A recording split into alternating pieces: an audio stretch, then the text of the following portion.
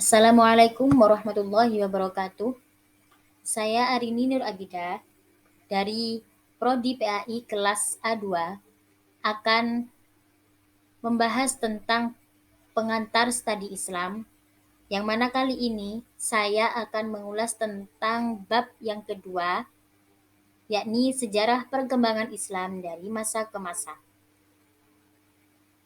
Bab ini akan berbicara tentang sejarah perjalanan Islam dari masa ke masa, yang mana kelanjutan dari bahasan sebelumnya yang berbicara tentang problematika studi Islam, di mana terjadi perbedaan antara model insider dan outsider. Dalam tema kali ini, setiap mahasiswa diminta untuk mencermati secara seksama bagaimana kondisi Islam di setiap masanya, hingga kita bisa mengambil titik poin dari setiap perkembangan yang terjadi.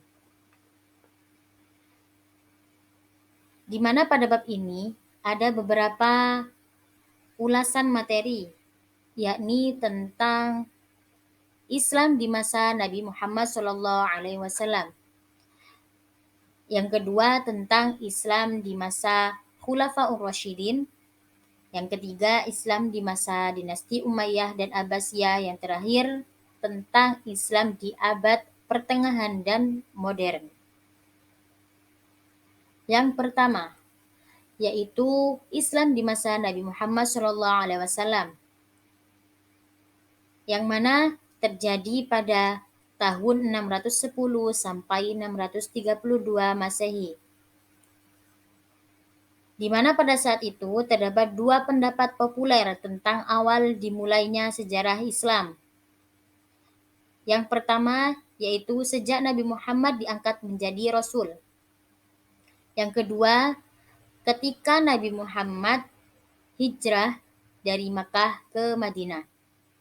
Jika berdasarkan pada dimulainya perhitungan tahun hijrah, maka pilihan yang kedualah yang menjadi panutannya, yang menjadi patokannya, yaitu dimulainya semenjak Nabi Muhammad SAW melakukan hijrah dari Makkah ke Madinah.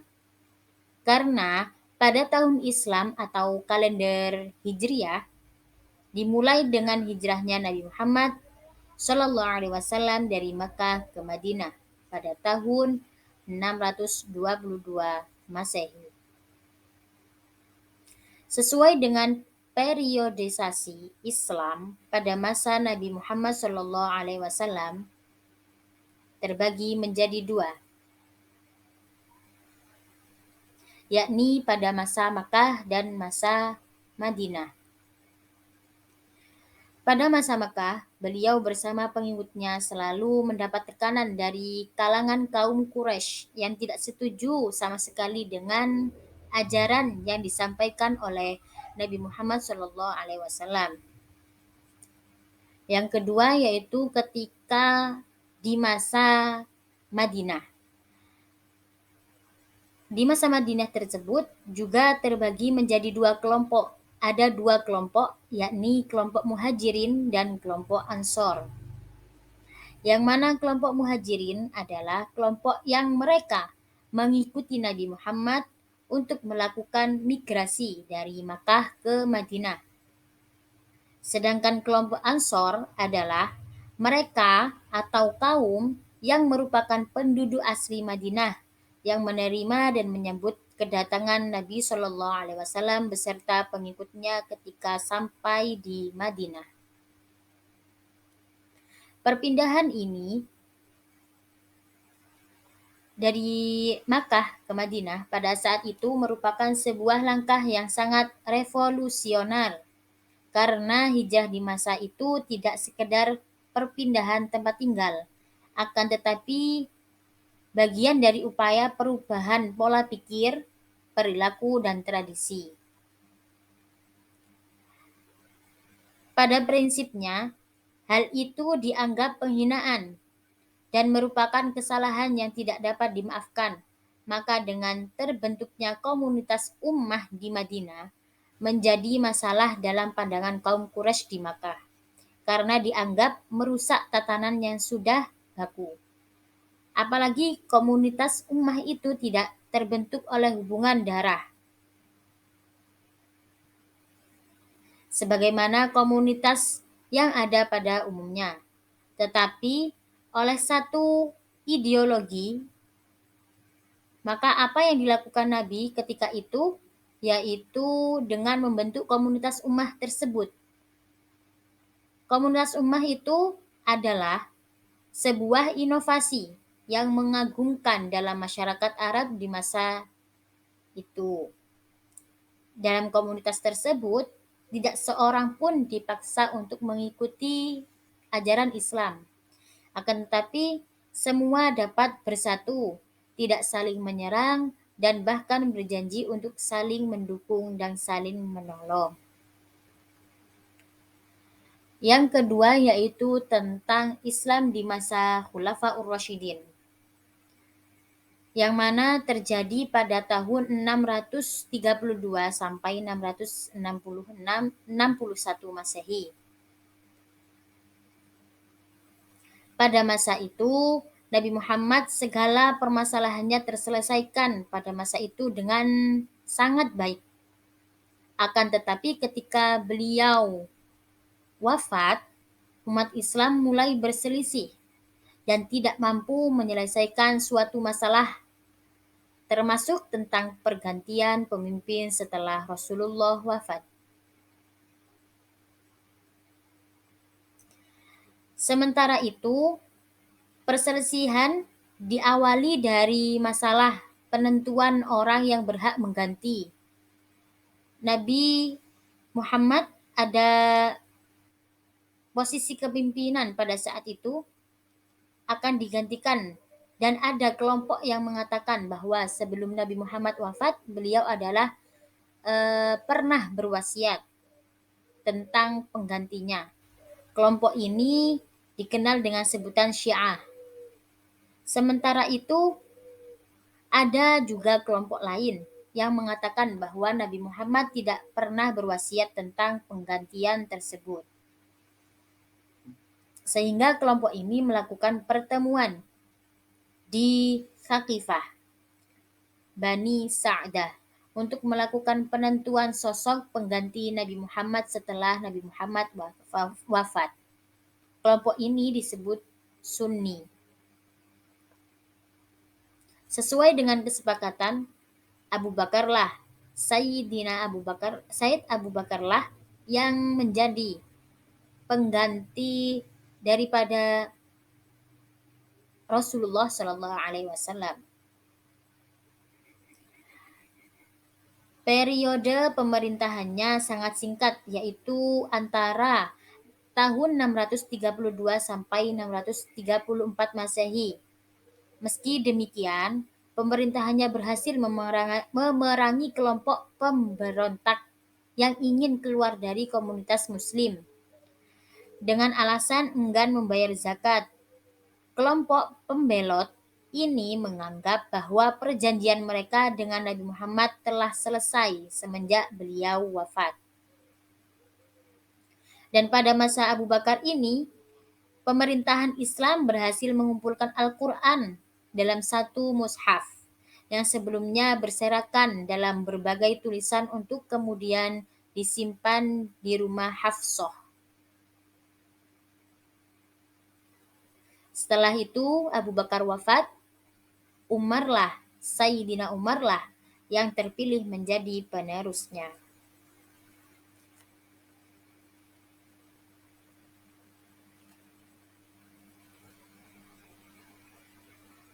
Selanjutnya yaitu Islam di masa dinasti Umayyah dan Abbasiyah. Daulah Umayyah dengan khalifah pertamanya bernama Muawiyah bin Abu Sufyan. Dinasti ini mencapai titik kejayaannya di masa Al-Walid, yang mana beliau wafat pada tahun 715 Masehi. Dalam dinasti ini ada sosok religius yang sangat terkenal dalam sejarah Islamnya, yaitu Umar bin Abdul Aziz, yang mana beliau juga wafat pada tahun 720 Masehi. Ia dikenal sebagai khalifah yang adil, bijaksana, sederhana dalam pola hidupnya, dan jauh dari kemewahan.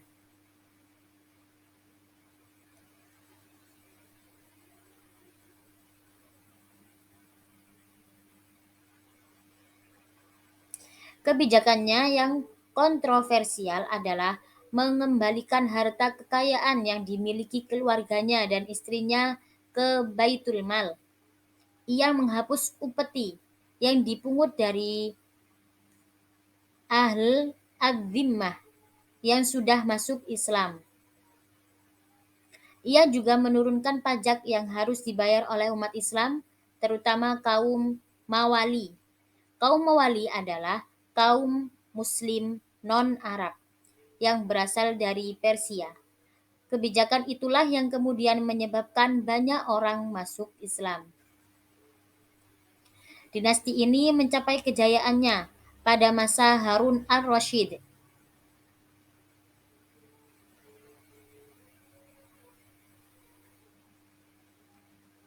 Dukungan dari kaum Mawali inilah yang membedakan antara dinasti Umayyah dan Abbasiyah. Pada dinasti Umayyah didukung oleh bangsa Arab, sedangkan dinasti Abbasiyah didukung oleh Mawali. Kejayaannya pada masa itu yaitu pada masa Harun al-Rasyid, yang mana beliau wafat pada tahun 809 Masehi, yang banyak memperhatikan kesejahteraan rakyatnya. Ia membangun rumah sakit, pendidikan kedokteran, farmasi dikembangkan sehingga jumlah dokter di masa itu mencapai 800 orang. Ia juga membangun istana dan taman kota, pemandian umum, dan berbagai macam sarana umum lainnya. Yang kemudian ia juga fokus utama fokus utamanya yang menjadi ciri khas dari kejayaan dinasti Abbasiyah ini adalah di bidang pengembangan keilmuan. Selanjutnya yaitu tentang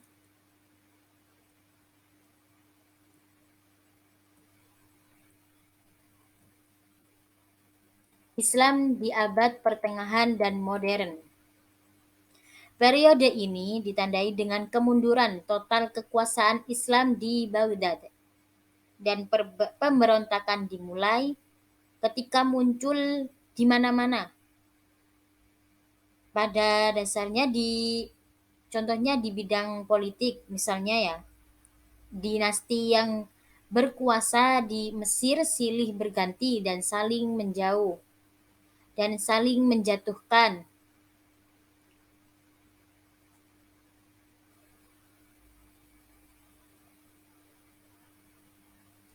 Dan pada saat itu muncul dinasti Umayyah periode kedua di Spanyol yang diproklamirkan oleh Abd al-Rahman ad-Dakhil, yang mana beliau wafat pada tahun 788 Masehi. Di Mesir juga muncul dinasti Fatimiyah yang didukung oleh kelompok Syiah.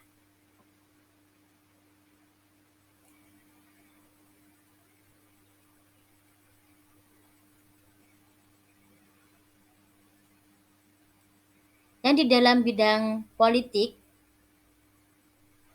dinasti yang berkuasa di bidang politik yaitu ketika di Mesir berganti dan silih berganti dan saling menjatuhkan.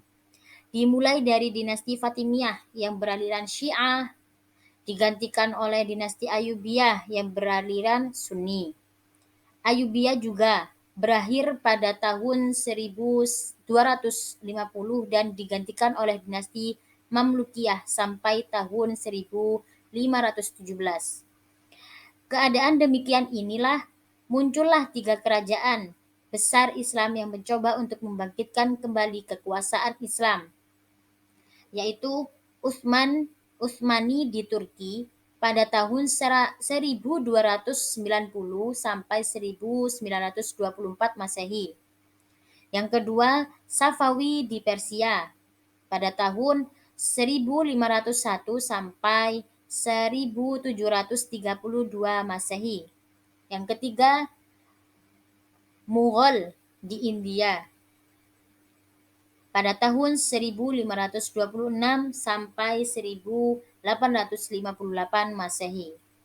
Akan tetapi, ketika kerajaan ini tidak bisa bertahan, satu demi satu berjatuhan dan digantikan oleh kekuasaan lain,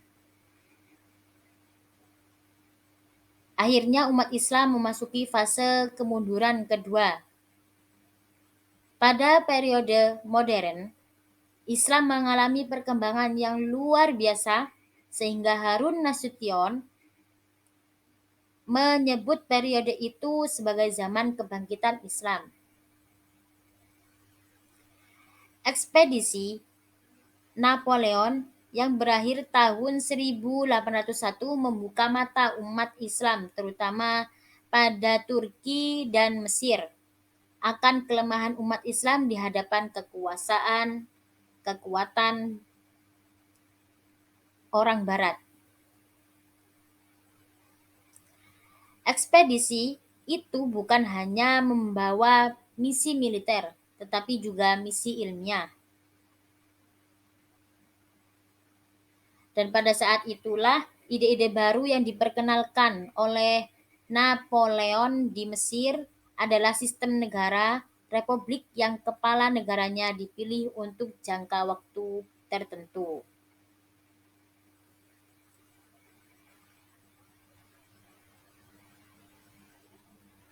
Hal ini terjadi karena dua hal, yaitu pertama, bahwa tidak semua nilai dan prinsip budaya lokal itu bertentangan. Yang kedua, bahwa dengan mengakomodasikan nilai budaya lokal sepanjang tidak bertentangan dengan prinsip dasar ajaran agama Islam akan mempermudah usaha sosialisasi agar agama tersebut. Dari sinilah agama kemudian berusaha tampil dalam wajahnya yang ramah, lunak, dan bersahaja di balik budaya dasar yang dianut sebuah masyarakat. Sekian yang dapat saya sampaikan, kurang lebihnya saya mohon maaf yang sebesar-besarnya. Assalamualaikum warahmatullahi wabarakatuh. Terima kasih.